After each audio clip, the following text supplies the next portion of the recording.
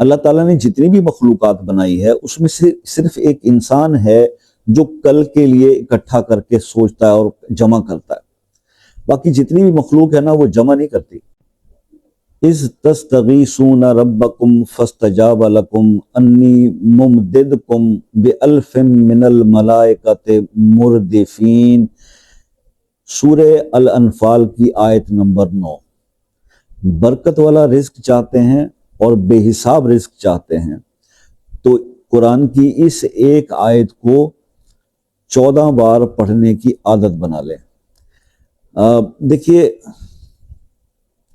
اگر چاہتے ہیں نا کہ آپ کا رزق بڑھے، آپ کی کوئی بھی حاجت ہو وہ پوری ہو اور کم سے کم وقت میں ہو جائے، تو میرے خیال میں اس سے زیادہ بہتر کوئی نہیں۔ اگر آپ حاجت کے لیے کرنا چاہو تو اس آیت کو 14 بار ہر نماز کے بعد 11 دن تک پڑھ لو۔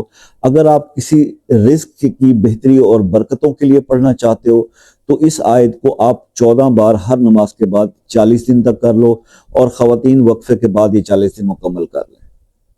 یہ ایک آسان سا عمل میں نے آج آپ کے ساتھ شیئر کیا ہے۔ اب پتہ ہے کیا ہے، توکل صرف کہہ دینے سے نہیں ہوتا کہ جی ہمیں اللہ پر توکل ہے۔ بیسیکلی اللہ تعالیٰ نے جتنی بھی مخلوقات بنائی ہے اس میں سے صرف ایک انسان ہے جو کل کے لیے اکٹھا کر کے سوچتا ہے اور جمع کرتا ہے، باقی جتنی بھی مخلوق ہے نا وہ جمع نہیں کرتی، بے فکر رہتی ہے۔ ان کو توکل بڑا سٹرونگ ہوتا ہے اپنے مالک پر کہ جس نے آج ہمیں کھلا دیا وہ کل بھی ہمیں ضرور دے گا۔ یعنی ایک انسان جو اشرف المخلوقات ہے، آج اس کا توکل ایک پرندے سے بھی کمزور ہے۔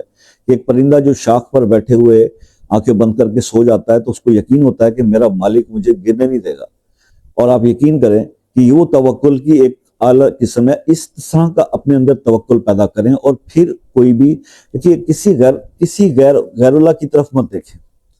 اللہ کا کلام آپ کے پاس ہے، آپ اپنے فرائض پورے کریں، اپنے گناہوں سے توبہ کریں، اللہ کی طرف رجوع کریں، اور اللہ کے سامنے اپنے ہر مسئلے کے لیے گڑ گڑائیں، دعا کریں، عاجزی پیش کریں۔ آپ کے ہر مسئلے کا حل اللہ کے پاس موجود ہے۔ شرک سے اپنے آپ کو بچائیے، ٹھیک ہے؟ کچھ لوگ بہت مخالفت کرتے ہیں کہ جی وظائف کی کیا ضرورت ہے، وظائف کون کرتا تھا، کہ اب کہاں سے؟ دیکھیے بات یہ ہے کہ ایک نفلی عبادت ہے۔ اب فرائض پورے کرنے کے بعد اگر کوئی زیادہ آپ کے پاس ٹائم ہے تو نفلی عبادات میں درود پڑھیے، استغفار پڑھیے، اپنے رب کے سامنے اپنی عاجزی پیش کیجیے اور مسائل کے حل لے لیجیے۔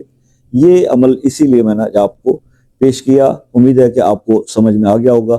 مزید کچھ سمجھنا چاہیں تو 9 سے 11 تک مجھ سے رابطہ کر کے واٹس ایپ پہ سمجھ سکتے ہیں۔ کسی مسئلے میں الجھے ہوئے ہیں، وہ حل نہیں ہو پا رہا، تو خصوصی دعاؤں کے لیے وہ مسئلہ اپنے نام کے ساتھ کمنٹ میں لکھ دیجیے، ٹھیک ہے جی؟